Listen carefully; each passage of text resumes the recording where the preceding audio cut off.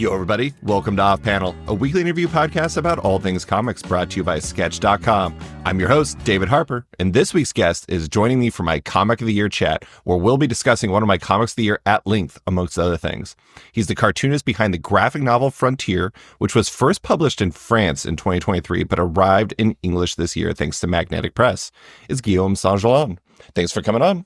Hi, thank you for inviting me. And first of all, sorry for my English, but I do my best. You're going to do amazing. I'm very much excited to talk to you about this. It's a great book. I think that Frontier will only continue to grow with readers and everything. But before we start talking about Frontier, I did want to talk about your background a bit. I actually want to go all the way back to the beginning for you, because I'm always curious where people start, but also start as readers, as comic readers. But, you know, coming from France, you have a much different background than I do. What were your origins as a comic reader? Was there something that hooked you early on as a reader and somebody who just loved the medium? Yeah. It started very early because in France, we are lucky because we have a lot of comics coming from all over the world, and we have a big culture on comic book. For sure, the Franco-Belge culture history is very present. So yeah, my parents had a lot of comic books. So I started very hard to read the comic books, and it was very natural to be in this medium. And I have also a big brother that also loves to read comic books. So we are really into this. When we start to become teenager, we can buy our own book. So at this point, we buy some comics from the US, some manga from Japan. And as a teenager, I read a lot of comic books because it was really easy in France to find. And when you're a kid, I think many kids love to draw. So reading story, drawing. So yeah, I was really in that comics universe very early. And yeah, I love it. I was in France, April 2023, and one of the things that really amazed me about it is you come to the US and you pretty much have to go to specialty comic shops or bookstores to find comics of really any variety. But if you go to a train station, if you go to one of the relay stations in a train station, you're going to find manga, you're going to find American comics, you're going to find bande dessinée, you're going to find all kinds of comics. And the accessibility there is pretty amazing. I was reading an interview with you where you said that like three of the things that were big for you kind of coming up were Don Rosa's Uncle Scrooge comics, Katsuhiro Otomo, and Akira Toriyama. And that would be really hard for a US person. Maybe now they could do that, but somebody who was coming up when a kid in the early 2000s or something like that. The last two, maybe even the first one, would have been impossible to find. But I'm curious, what was it about Don Rosa, Otomo, and Toriyama that really stood out to you? Yeah, like you said just before, I never thought about this, but these three books, I buy them on the station, on the newspaper store, basic newspaper store. So it's really fun because Akira was published by a French newspaper. And for us, it's very strange now to think about that. But it was crazy because Uncle Scrooge was a big influence for me because it was some comics that I can read when I was a kid, and my parents were okay with that. And we have some big magazine, like 200 pages with full story of the whole Scrooge family. And so I loved the adventure. It was full of different country adventure characters. So it was crazy. And yeah, every time we go to on vacation, my parents buy us some book at the store, and we can read it on the car. So it was really the holiday books for us. We are even have some at the gas station when my parents fill the tank or the car. The station give you one book for free. So vacation was a big moment for comics books. And for example, Akira were different experience because at this point I was reading more about French books and some magazine, but we have some second-hand shop store next our house. My big brother found these Akira books, and I never read manga before, and we are so amazed by the line, the power of the pages. So we took all our money and buy the other volume, and that's why I'm really happy to grow up in France for that, because yeah, you can read everything and yeah, very easily. So is something crazy, and it rebuilds your inspiration and your work for the years to come. It's very interesting.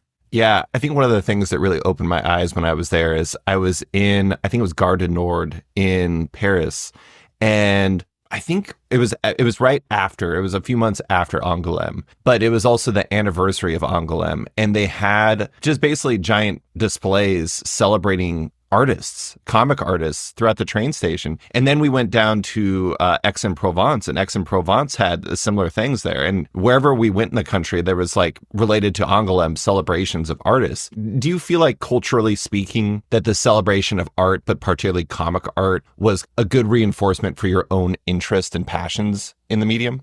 The really great thing about this is that in France, we have a lot of bookstore and we have a lot of festival convention about comics. I mean, Angoulême is the famous one, but you can go in any city, small city, and every weekend you'll be sure to have something about books and comic books. And the thing is, was very easy as a reader to see exhibition about pages, to see author, to see signing session, and it's really part of the culture atmosphere in France. Sometimes it's mostly the most famous author, but it's something that I discovered a little later. But yeah, the comics is very celebrated in France, and we have a big culture with that. So yeah, I think when I was young, I didn't see like a luck or something incredible. It was the basic, and yeah, it makes you that you live in the country where comics books is everywhere. So yeah, it really helps to think about your future, about being an artist. I think the funny thing is it seems amazing to me because I live in Anchorage, Alaska, which is very far from the rest of the United States and is just kind of separated from everything, but it's part of the United States. And you have to go to very specific places to find anything comic book related. And it seems amazing to me because I'm not used to it, but that's just the environment you grew up in. But I did want to ask about your transition into working in comics. From what I understand, you didn't actually want to originally work in comics. What did you want to do instead? Did you have specific goals? Was it art related? What did you want to do? At first, I was not into art for a living job because my parents didn't want. They want me to do some classic study after school. I wasn't very good at school, so they put me in some art section. So it's more like you read books, you doing art, and slowly by slowly they understand that I want to go in the art study. And my big brother that have 3 years more than me was into that thing too. So he managed to enter in a great art school. So after that, my parents were very more okay for us to go into art school. At first, I was thinking to do more like animation because in France we have some great school for cartoon and animation. Yeah, didn't go well. The school didn't accept me, so I started to do some graphic design school. And during my study, I was very active on internet for drawing. So I make connection with many artists in France. And one day someone told me, I talk about your work to my writer and to my publisher, and they want you to do a book. So yeah, I say yes directly because even if I didn't want at first to become an author, I was doing a lot of small comics for me. So it was not strange to do that. So yeah, I did studies for graphic design, and by night I was working on my first comic book. I was very lucky to find that person that connects me with the job. So it was pretty crazy. That is pretty amazing. So you didn't really have designs on it. It was the right person finding you at the right time that really kind of got you in there. Was there any inclination to say no? Was there any desire to decline on that offer? Or were you just, because you're already drawing your own comics a little bit, was it just like,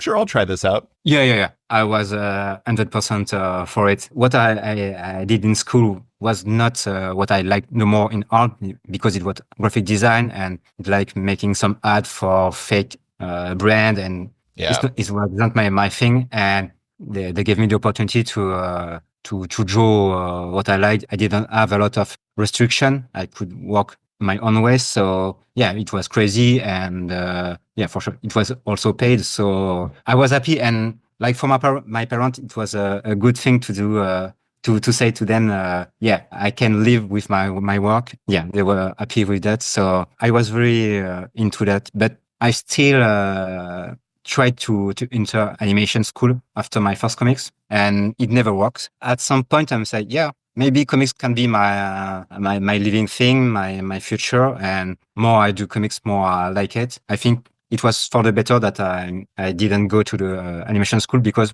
for my personality, drawing comics, it's a good thing because I'm more a lonely person. So spending days, weeks, and months on my comics on my own, it was good for me. Yeah. I mean, it seems like you must have loved animation, given the fact that you tried, or considered it at least, going to school multiple times. Do you feel like that, at least interest in animation and that kind of connection you feel with that, do you feel like that affected your comics work in a real way? Yeah, because it's a simple thing, but I love to draw dynamic thing, movement, and it's something that I discover and like in animation.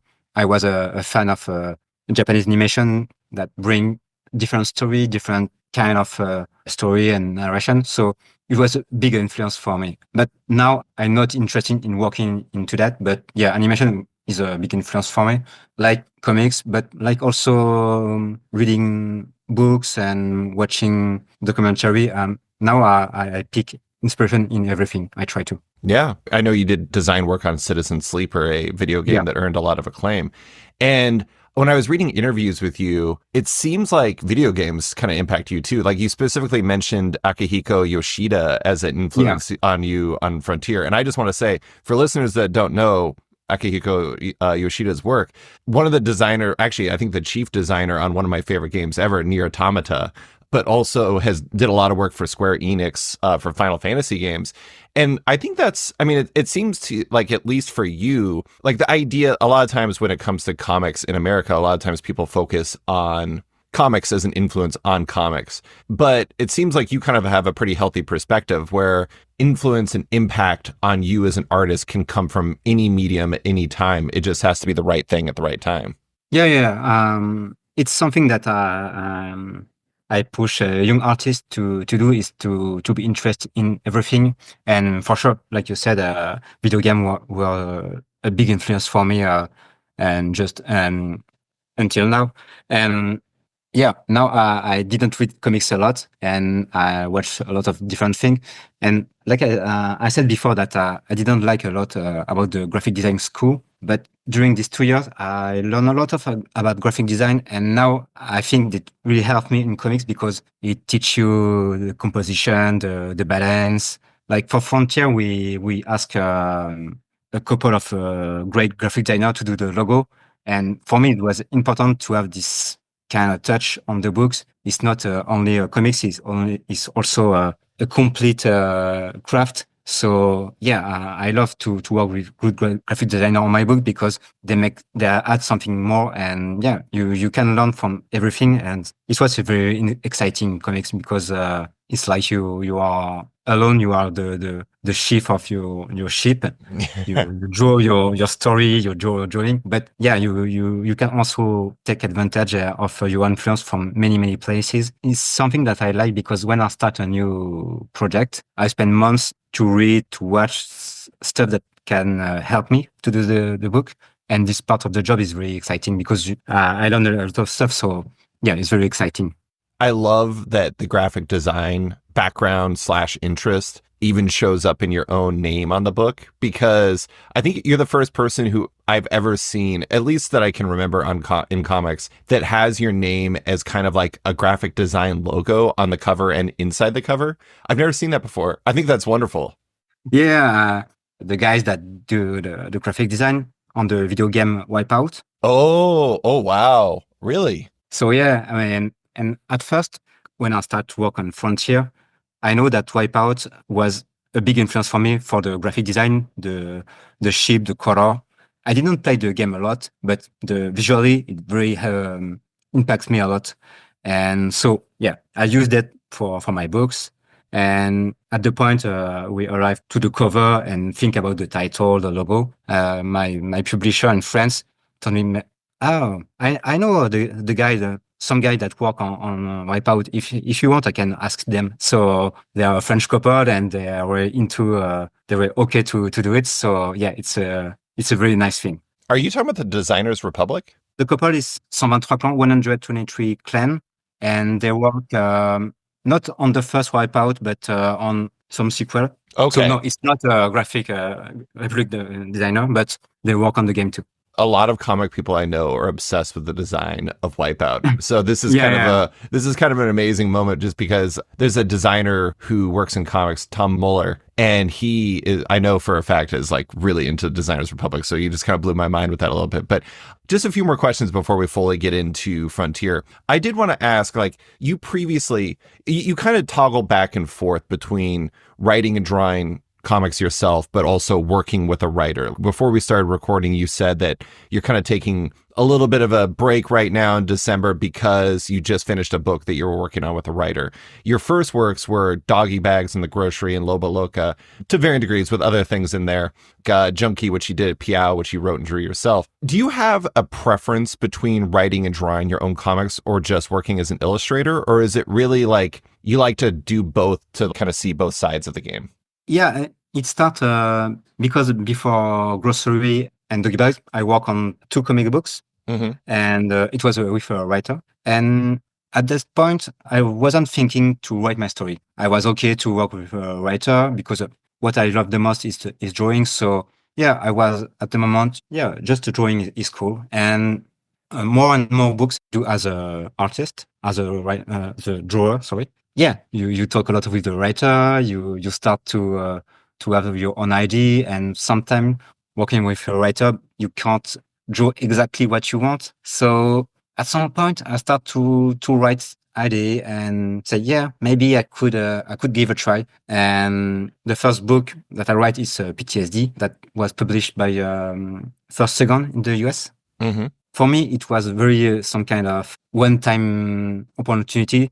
So I said, yeah, let's try to write something that I can draw everything I want, and we'll see after. But at this point, I wasn't thinking to write more. And so after that, I start to work with writer again. And yeah, with Frontier, I have the ambition to start to rewrite. But yeah, now I like to be on both positions, because working with a writer is very different, because you here to make the writing even better, to make the story interesting, and you can focus very into the drawing. So you can very focus on the character, the movement, the background.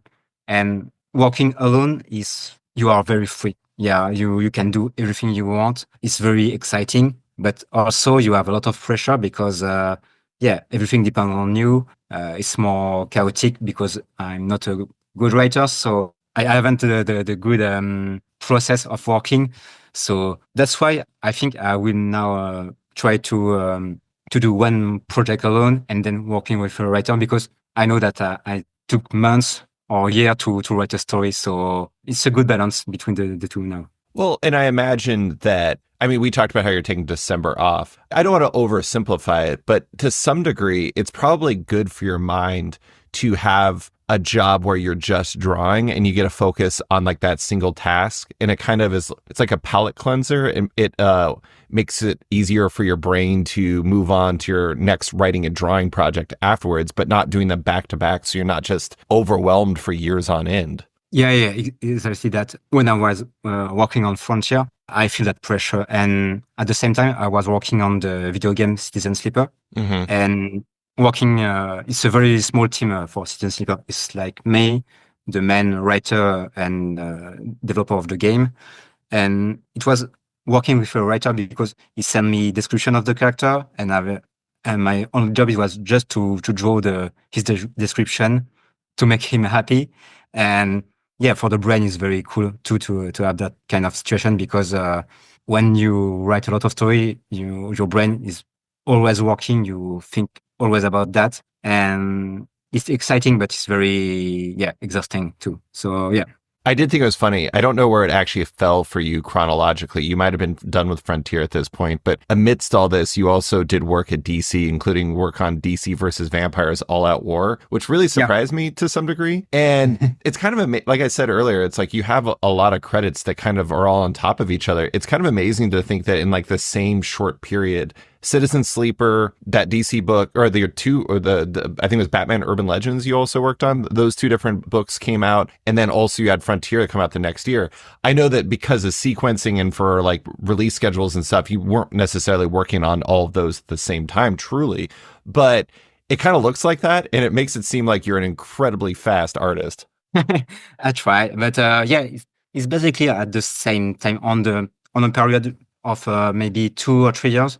I work on this different project. I think it's something that you have when you start your career as an author and freelance. Yeah, you never know what happened next. So every time you have an opportunity, you try to take it. Even it's not the best way for your health and everything, but yeah, I always have this kind of I don't want to miss that job because maybe it would be interesting, maybe help me financially, maybe it would be interesting. So I start to build a way to work, to be very organized and efficient. I know that when I go on my desk, it can be 5-6 hours just drawing, not thinking about other thing. So it's not easy to find the good way to work, and sometimes I need some real break to reset everything. But so yeah, I love drawing, so it's not such a pain. So it's okay. Yeah. Last question before we get into Frontier. I did want to ask about the experience of working on those DC books. Not really about the books themselves, but how different did it feel working in American comics versus French ones? Did it feel significantly different to you, or was it just kind of same thing, just from a different publisher?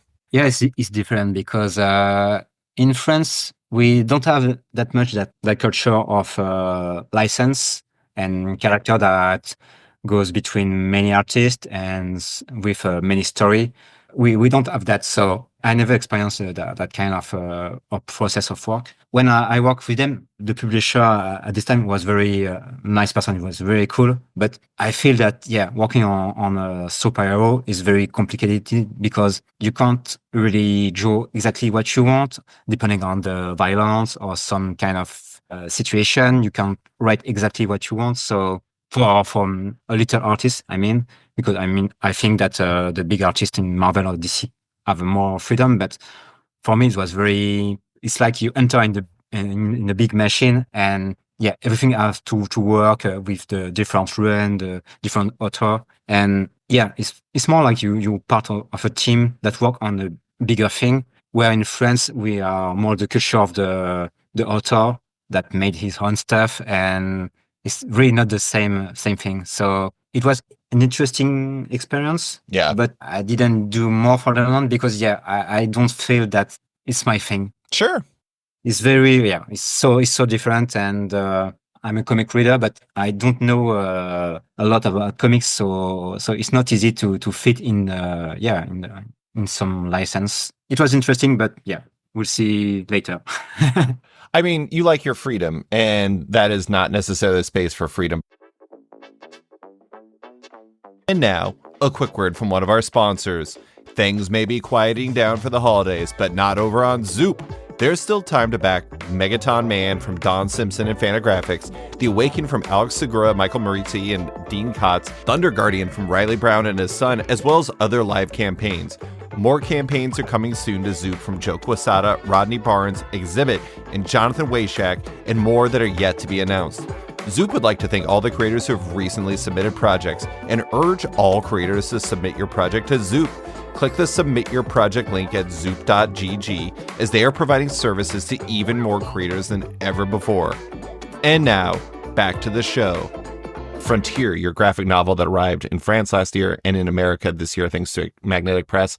For listeners that don't know, I'm going to read the solicit. It's pretty long, so you can take a load off. Here it is. It was inevitable. Our ravenous hunger for resources eventually stripped the earth dry. Fortunately, our ambitious technology reached the point where we could turn our sights to the stars, which were full of materials to exploit, a new frontier for a new gold rush. In this rustic future, three souls eke out a living. Jisoo, a scientist with a passion for discovery, Kamina, a feisty, battle-scarred mercenary, and Alex, an asteroid miner who has never been to Earth. Through their exhausting daily lives, they each dream individual dreams, following their own road toward that horizon. But when those paths crossed, those dreams changed trajectory, taking them all in a direction that they couldn't have imagined. What will become of humanity when it is completely disconnected from its cradle, the Earth? I absolutely love this comic. I mean, it is one of my favorite comics of the year. But you were talking about how when you were working on PTSD, that it was kind of like, maybe this is a one-time thing. I'm only, going to be a writer artist on this. But the thing that is interesting about this, as you cover in the back of the book, is that this idea to some degree was born in 2013 and it took 10 years to arrive. So this has been with you for a while. What were the origins of this idea, the idea of Frontier, and what made it something that really needed time to come together? Yeah, when we go back 10 years before, Frontier wasn't an idea for comics. When I was studying art, I always have some sketchbook on me, and I love to draw something just for pleasure. I always keep that thing. Always I work on something on comics. I always have my sketchbook near me to draw some stuff because I saw a movie or I read something or I saw an interesting documentary that inspired me for maybe 1 week or 1 month. And sometimes I want to try to work with a different pen or try to copy some stuff I see. So I keep that process to always drawing on the side. So 10 years ago, I started to draw that little sci-fi guy because I don't remember very well. Maybe I saw some movie or stuff like that. And I'm not a writer, like I said before. And so for myself, I read a story by drawing stuff. And it's like, you draw a character, some little interaction, and it's like you create a little idea by idea. And after PTSD, I watched my sketchbook and I saw, this character, I draw them every year. I like to draw space stuff. I like to draw some guy on suit and some planets. And I told myself, if I like to draw this guy for a long time, maybe because there is something more than just little sketches, because sometimes I draw stuff and say, it's very good. It could be a very good story. And maybe 1 week later, I didn't like it anymore. So I used the time of this past year to tell myself, maybe there's something interesting to do with this character. And even if it's still only sketches, there's some kind of story that starts to arrive. So I collect all these sketches and I try to build a story about them. After that, there is a lot of process of writing. But the start of the book started like this. And so it's not Frontier exists 10 years ago. It's more that something in corner of my head that become concrete and real after 10 years. Yeah, I actually really love that process because you didn't start off with an idea for a story. You just were kind of giving into your influences and giving into the things that were motivating you in that time. And it seems like it wasn't even a specific character. It seems like Jisoo and Alex and Kamina really didn't kind of come together for years, but it was really just kind of the idea and not even the idea, the feel. Like there was a look that you kind of liked. There was a feeling to the look of this kind of science fiction story, and it kind of slowly developed where little pieces came in. The green stuff was in there. All of a sudden, Goku, the baby monkey was in there, et cetera, et cetera. And it was just, it seems like your sketchbook in a lot of ways for you is like kind of just a home for any ideas and feelings you have in the moment, just being kind of delivered. And if something kind of recurs and if it kind of starts making a bigger impact, could be an idea you pursue at greater length later on. Is that the case? Yeah. You tell it. It's well said. It's exactly that. Yeah, because the character born as Alex or Jisoo or Kamina very recently, but like you said, it was an atmosphere or feeling. It's more like this that I tried to reach during this year, and at the end, I just collect the lot of idea to build a story. Is that how PTSD came together too? Yeah, it's the same way. Way. So for my next solo book, it would be probably the same way. So I have to work on my sketchbook to build some little idea. I love that in the back of the book, there's a section for your development where you're talking about 2015 green is the period. And you talk about how during this development window, as you were developing the idea that eventually became Frontier, you weren't developing it. That's an incorrect way to say it. You were just drawing. That was also simultaneously when you came up with a character from PTSD. And it is really interesting how, I don't know, it's like, when you look at it, when it's all assembled in the back of the book, it all looks really clean. It looks like you were always building to this place. But it seems like inspiration can come for different ideas at the same time from the same route. They just lead in different directions later, and you just have to find the right way to direct it at some point. Yeah, it's sketchbooks is a big brainstorming that goes in many direction, and at some point some idea take two different ways. Sometimes they join, and my big work as a writer is to make the good connection, the good link between all these ideas, because sometimes it's graphic idea, sometimes it's very more about feels, sometimes more about some idea for a little scene.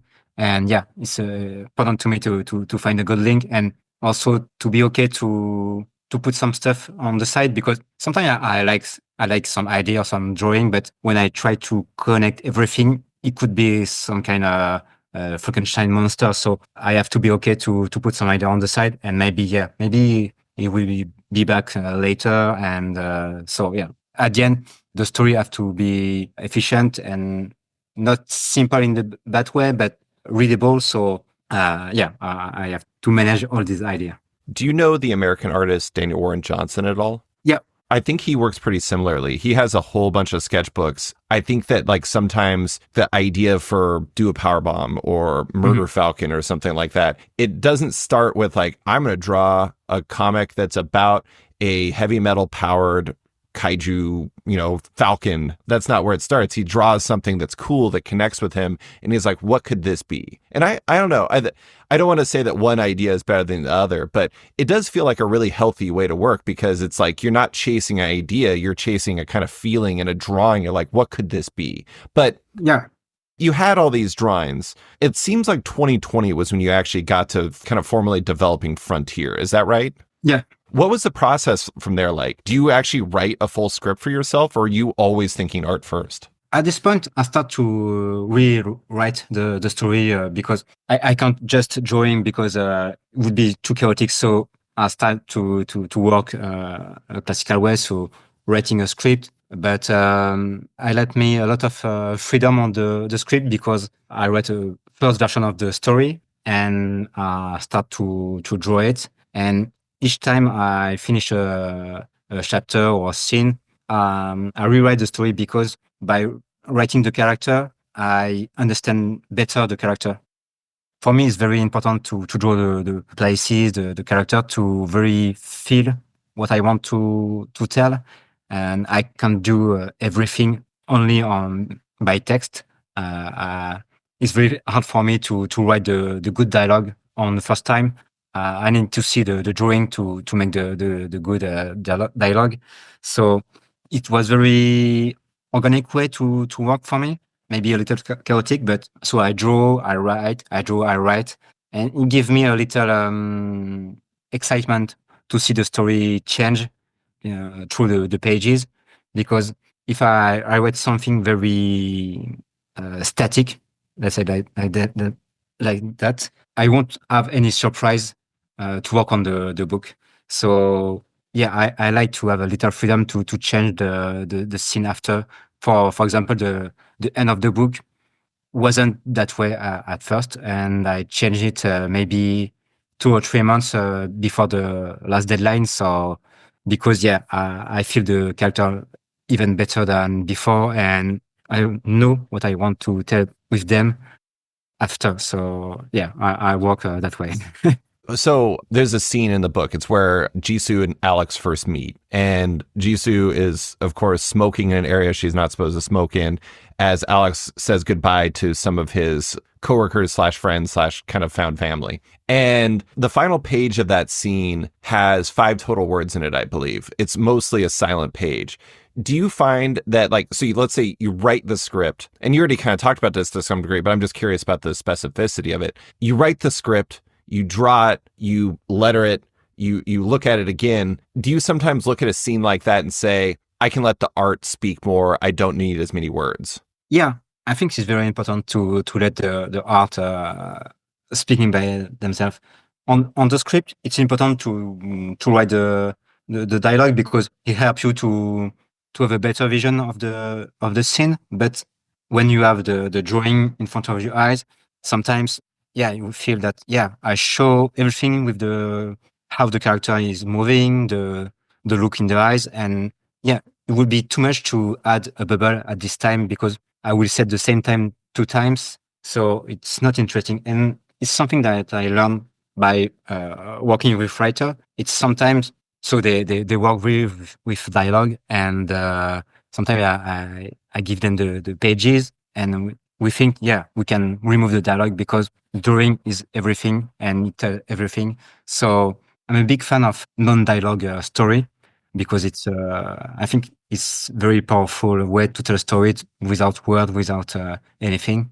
And so I try to go on that way and try to never say the same thing twice in the same panel on the same pages. Well, and I think it helps a lot that you're very good at conveying emotion visually. You see that page, the page I was talking about, and you kind of know, you understand those characters in that moment. And I think that that is really important. But I did want to ask about one of the kind of differentiators for your work in general, which is, and I saw a lot of people talk about this, which is that Frontier's characters are really cute. Especially in contrast with the deeply detailed worlds around them.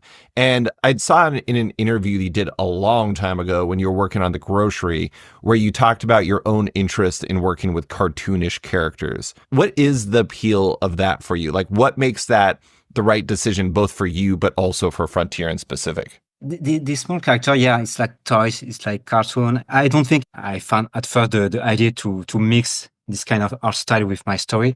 It's more naturally come to me. But what I like about that is to put an art style that didn't go well with the story at first. And let's see how it works. And let's see how it could bring some stuff. Like for The Grocery, that the characters are very cartoonish and the story is very hard. And the contrast is very interesting to me. So I wanted the same thing for Frontier because many hard sci-fi comics goes to something very realistic, gray, blue color, very serious.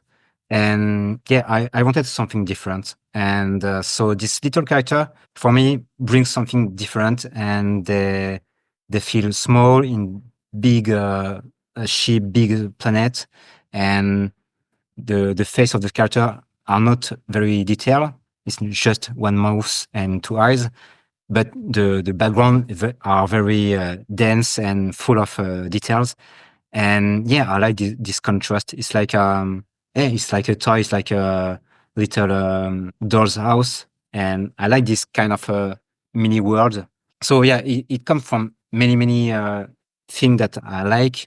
Sometimes it's mostly sometimes it's just me liking to draw like this, and sometimes it brings something more to the story. So but I never sure how the reader will apprehend this, and I'm not sure if it works, but I try to do something a little different and see what people think. I mean, it worked incredibly well for me. I absolutely loved it. But I do want to say this is kind of an odd comparison, but I grew up playing the Final Fantasy games on like the Super Nintendo. And this is an imperfect comparison. I'm not trying to say it's the exact same thing, but in a weird way, the characters from Frontier kind of remind me of what my brain visualized the sprite characters looking like. Oh, yeah. And it's like, if they weren't just like sprites, like what would they actually look like? They would kind of look like the Frontier characters. But the thing that I also really liked about those games back then is you would always, you'd always go to these different places. You would see these different worlds. Like in Final Fantasy IV, you go to the moon to fight a bad guy, and you're just like all of a sudden on a moon on this crazy spaceship that you get. And in a lot of ways, Frontier kind of reminded me of that too, where you go to, was it Amirtis, the green space station, or like the way that you treat Kamina's ship. When you first see that ship, the Dolphin, you don't show it just, I mean, you show the outside, but you also have this one scene where you do a cutout of it so you can see what's in there. It's like, again, like, not to make another Final Fantasy comparison, but Final Fantasy VI, there's this character named Setzer who has a casino airship that I always loved. And like, you could see all the details inside of it. And I remember having this strategy guide that showed like a cutout like that. And it's interesting where you have these kind of cartoonish characters, but the environments are so built out and they're so fully realized. Do you really enjoy drawing environments, particularly in the case of Frontier? Yeah. It was one of the main things of this project. I wanted to draw these places, and yeah, the comparison with Final Fantasy, it's a good one because it's the same thing that bring me so much joy when I played when I was young. Because yeah, you discover these little places. There is many detail. Even the cutout stuff exists in this game. Sometimes you enter in the house and you see the house cut and you go inside. And yeah, it's a feeling that I want. And for me, it was very important to bring this background very detailed, because for me, the story, what happened to the three character is pretty simple. The three character that try to go away from this corporation, and it's just like that, just that. And the background tell other story. It tell who is living here, in which condition, what they do for the living on their free time, and showing some little booth in the big rockbreaker ship where they live in the little bed. Yeah, it tells a story about this guy. And what I like is when some reader told me that, yeah, they read a second time the book and just looking at the background to see the mini story between in them. Because yeah, even when I draw some background character, I try to find a little story for them, so some short story. But yeah, what he doing here? Is he repairing some kind of shuttle? Or is he making food? Is he tired? Is he enjoy his life? And for me, it was very important to bring that kind of immersion, to bring the reader in that fictional universe by letting them explore the world through the background. Yeah, it was very, very important. Yeah, I love that not only are the environments like beautiful and fully realized, but also the spaces feel alive. Like sometimes these types of stories, I'm not discounting like the work, because drawing a lot of characters is a lot of work, as I'm sure you know very well. But like in the space stations in particular, like the Emeritus, for example, it's like the environments feel lived in, but they also feel alive. They feel alive with people doing things. And I think that makes a massive difference, because this is kind of an odd thing to say. It makes it feel less like I'm reading the book and more like I'm looking in on a real place, if that makes sense. Yeah. It was very important for me to add this kind of life in this station, in these places, because we have also some part of the book where the three characters are alone on some planets. So I wanted to have this contrast of very nature, very with no life, and in the station something very dense with many people. Mm-hmm. And it brings some kind of movement. Also, I talked later before about my inspiration, and I love to watch some video essay about Akira Kurosawa for his movie, because it showed that he used many characters to express one emotion. For example, the surprise. You have the main character that would be surprised, but behind him, maybe there is 10, 20 characters that's surprised too, and it makes the emotion very strong. And for me, drawing a lot of character in these places push the emotion even further, because yeah, I want to show the station like ants. It's very the many things that happens, and yeah, I think it brings life a lot better, I guess. And now, a quick word from one of our sponsors. Then, Cruel Universe hurtled you to the brink of oblivion. And soon, Cruel Kingdom throws wide the gateway to a new age of fatal fantasy. Oni Press is proud to unveil a spellbinding new chapter in the distinguished lineage of EC history with Cruel Kingdom #1, EC's first ever dark fantasy anthology conjuring tales of magic, myth, and murder from forbidden realms long before our own into comic shops everywhere on January 8th. Behold the bloody and barbarous age of wizards, knights, and dragons as reimagined in the immutable EC manner as enchanting writers Chris Condon, Al Ewing, Greg Pak, and Ben H. Winters couple their forces with Ironrot artists Charlie Adler, Kano, Leo Max, and Andrea Muti to forge a terrifying new vision of death, life, and adventure once upon a time. Cruel Kingdom #1 on sale January 8th from Oni Press and EC Comics. And now, back to the show. Another thing I really love about it, have you seen Ridley Scott's Alien, the original one? Yeah. I love that they have the whole idea of quote unquote truckers in space. The idea that they have this really rustic look where it was way different than like 2001 A Space Odyssey, which is all very clean, like everything looks nice. And you don't go full truckers in space necessarily, but everything, I mentioned the word lived in earlier. That's one thing I really love about what you do with the environments of this, where people are bustling around and doing stuff, but also you look around and you can see details in people's, like, you know, you mentioned like the little spaces that people live in, like Alex's little home, like he lives basically in like a little nook, but he's a human. He wants to make that feel like a place that someone would live. And that is something you do really well. Is that type of thing something that really appeals to you? Like, do you prefer science fiction stories where the environments feel more used, so to speak? Yeah. The first Alien is one of my favorite movie, and it's not really because of the creature, but more about the first scene when, if you remember, they wake up in their kind of pod and they have eat some cereal. Yeah, exactly. This scene have so much impact on me, and it's what I like to bring that kind of daily life that every people knows. It's easy to connect to someone that go to bed, to have a shower, to try to make his own place. And so it's something between bring something that everybody knows and push them also in the science fiction world that give you a little feel of adventure and discover. So I like to have this two things in the same at the same moment on my pages to reconnect with the reader. And I like to show that this place, these people are living outside the pages is very important to me.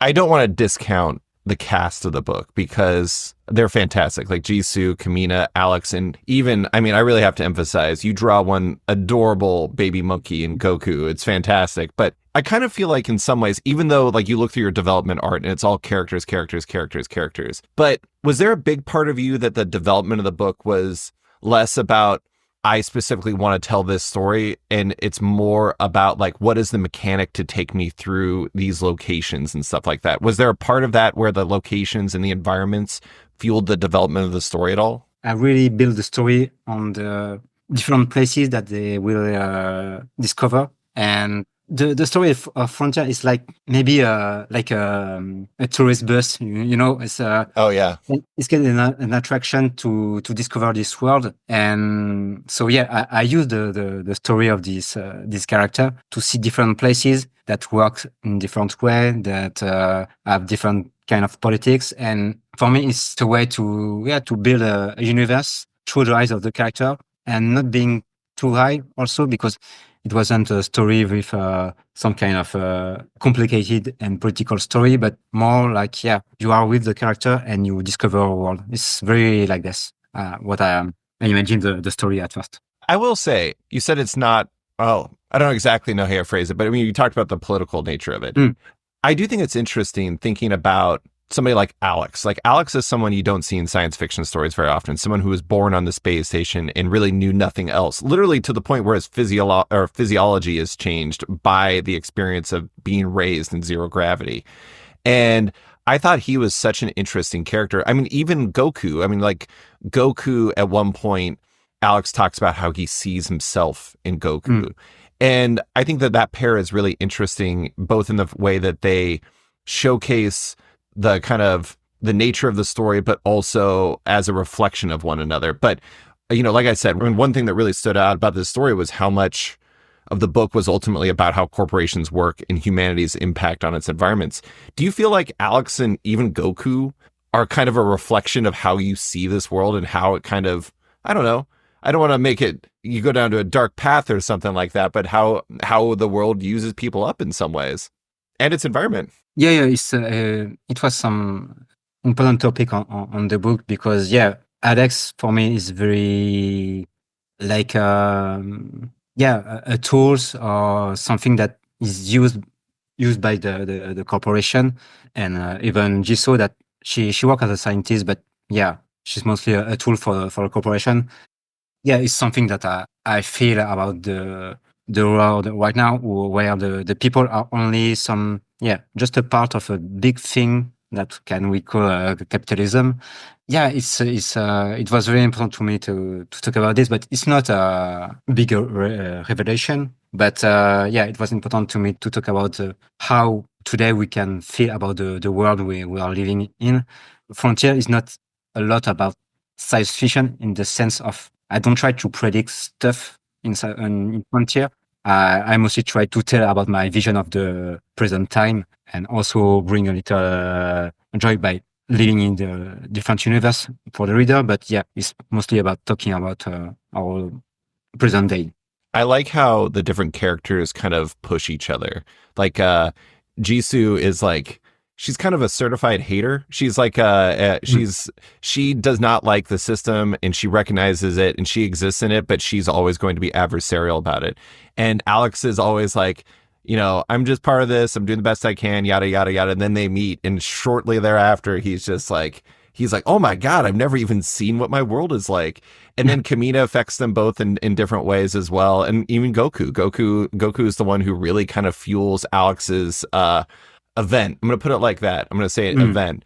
And I love how you use those characters to kind of push each other in a real way, in an organic way. It's not like, it doesn't feel like they're being forced to do this. It feels like a natural alchemy of these characters' vibes, if that makes sense. Yeah. It was important for me, this group of characters help each other because they are all lost and they're sad. There's some kind of melancholia, and I wanted to put this this basic idea of friendship and to push each other to find some kind of. They didn't want to make a revolution, but just find some peace, some way to something to see the future a little brighter. And I try to make this thing organically, but I try to.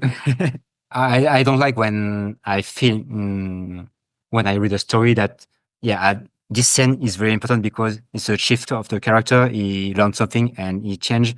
I want to make something more natural because we don't change with only one talking or from the day to another day. So everybody needs time to understand the stuff, to change. So I try to tell about that. Yeah. I mean, honestly, ultimately, I think the way that you treat them is like people who want to be treated like people and like they behave accordingly. And I think that is a very authentic way to do it.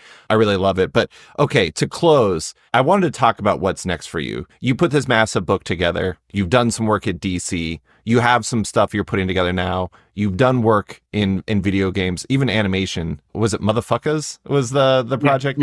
Yeah. With your label 619 team, who I want to give a shout out because they are literally on the cover, which is great. Now that you're through this long developing project and you're through a recent project you're writing, drawing, like what's next for you? What's guiding you as you kind of figure out, it sounds like you kind of want to bounce back and forth between ones you write and draw and ones that you just draw. But like, has Frontier created a desire for you to go bigger going forward in you? It pushed me to continue to work on comics because, I know already that I like to draw comics, but Frontier was very important because I feel that, I can write a story, and I was very, very lucky because the books sells well. I have many, many readers that told me that they like the books, and the release in the US was very important to me also. So, it brings me a lot of motivation to continue to work on comics. I think is something that I love the more because, maybe if I have some opportunity to work on video game or some stuff like this, I would take it. But yeah, comics for me are very, very important. For the moment, I work on a new comic books with a writer. So, it will give me time to think for my next story. And for this current book, I push myself to draw only in black and white and Oh, wow. little size, like a manga, because I had the feeling that I started to be at the same level on my work. So I wanted to learn new stuff to bring me more challenge on the drawing. So this book is very interesting for that. And I already think on the future for my next personal book. I love what I built with Frontier. So maybe going back to the universe with different characters could be cool. But yeah, when I will have the good idea. But I think about that. Yeah. I did want to say one funny thing that happened recently, and it was not because I was preparing for this. I was looking back through photos from my trip in France. Have you been to Lyon's library experience? Yeah. Yeah. So I was looking through photos because there was on that, on Blue Sky, the newer social media network, somebody was asking people to share photos of like comic shops that they had visited. And I was like, that was one of my favorite shops. And when I was looking through there, one of the photos I took in the foreground is a massive pile of Frontier, just like a huge stack of it. And it was funny because like, when I was going through there's so many amazing comics I'd never seen, but I didn't even realize in the moment that was like, must have been right when Frontier was really taking off, because I know it came out in 2023. And it was really cool looking back and just seeing the support you had in like a great shop like Library Experience, a great shop that like really supports all facets of comics. And seeing that it really made me laugh, because I was like, how did I not even notice that before? That's amazing. Yeah, but I received a lot of support on these comics on Frontier. It was it was amazing. It's my biggest comic books for now, and this kind of chance that I have, it pushed me also to go more and more on personal story and to try some stuff, because at first Frontier wasn't supposed to be like this, because it's a sci-fi, it's with a strange art style. The story is not about big battle in space. It's very different. So I feel with Frontier that the reader can like that kind of story, and it's very motivating to work my own stuff and do what I like, to not have to make some commercial book to have some success. I can have this with my own stuff. It's very, very cool. Well, I am so excited to see whatever you cook up next, but that is all I have for you. Thank you so much for coming on to talk about Frontier, your career, and everything else. I really appreciate you taking the time. Thank you for the invitation. It was very cool, and I can try to speak English a little. It's always fun to do that, and I'm very happy that outside France, Frontier have some reader, and it's what the best. Thanks for listening to this week's episode of Off Panel with cartoonist Guillaume Singelin. You can find him on Twitter and Instagram, and his work in the graphic novel Frontier, which was published this year in English by Magnetic Press. As per usual, big thanks to Deanna Chapman for editing this week's episode. Love Off Panel, want to support it? Subscribe to the podcast on Apple Podcasts or Spotify today, and give the show a rating or review while you're at it, but 5 stars only. You can also support the show by backing it on Patreon. Find the show at patreon.com/offpanel. And when you back it on there, you get early access to each week's podcast, as well as weekly content and more. Want even more? Subscribe to my subscription comic site Sketch at sketch.com for long-form articles, interviews, and the rest of the site's content. You can find Off Panel and Sketch on social media by following on Blue Sky and Instagram, or follow me on Blue Sky and Instagram. Big thanks to all my existing patrons, including Whisper, Chris Robinson, Brian, David Byrne, Milton Lawson, David Wilson, Joe, Benjamin Wilkins, Chris Hacker, John Neesmith, John Auerbach, Dustin Weaver, Ninja Assassin Love Story webcomic, Brandon Heyman, Aiden Hammond, Faith Aaron Hicks, Ben Rowe, Cameron Brown, Jonathan Breen, Charlie Stickney, Tom Drennan, Jeremy Thomas Burke, Jared Schwab, Scott Dunn, Chip Mosher, Seth Pomeroy, James McEwen, Andrew Lehman, Christina Merkler, Scott Place, Travis Gibb, Darcy Van Polges, Tom Evans, Reed Beeman, Kelly Sudaconic, Max Wood, Jeremy Lambert, Brian Holt, Nir Levy, Jason Hussick, Kieran Gillen, Jonathan Kent Uratam, Henry Johnson, Django Boren, James Tynan IV, Chris Langford, Jason Wood, Tom Peachy, Ben Domstead, Rom V, Nick Walker, Patrick Coyle, Isaac Oren, Klaus Vandeven, Submit Industries, Jack Mulqueen, Carl Kerschel, Robert Masella, Elza Chartier, Luke Nakashochi, Dr. Luke, Scott Hazelwood, Canadian by Proxy, Bradley Rader, Carl Troy, Brandon Pills, Patrick Brower, Declan Shelby, Dan Garino, Adam Freeman, Ben Wild, Brian Klein Q, Liana Kangas, Nick Bennett, Susanna Polo, Reed Hinkley Barnes, Mario Tiambang, Andrew Carita, Stefan Holt, Philip Myra, Chris Pachala, Torin Grunbeck, Buzz Bubbles, Christopher Todd, Transmitter Down, Waltz Comics and Books, Akil Wilson, Alex Dimitriopoulos, Terry Dodson, Wesley Giff, Sean Kirkham, Julio Anta, Brett A. Schmidt, Jason Goodmanson, Paul Reinwan, Vita Yala Akil, Philip Seavey, Al Ewing, David Kelly, Jason Massey, Adam Bogert, Matthew Taylor, Nick Patera, Jacob Sorelli, Ford Gilmore, David Baraldi, Nicole, Bjorn Basin, John Hendrick, Ian Maxfield, Cliff Chang, Colin McMahon, Adam Highfield, Fiona Staples, Mark Abnett, Michael Shirley, Tom Barnett, Jim Demonakos, Norbert, Niccolo, James Kaplan, and Mission Comics and Art in San Francisco. You guys are all the best. Quick thanks to Wolfpack for letting me use their song Outro as the show's opening theme, and to Upright T-Rex Music, who wrote and performed Off Panel's outro and ad music just for the show. I'll put their music on Spotify because it's completely delightful. Thanks for listening, and tune in next week for another episode.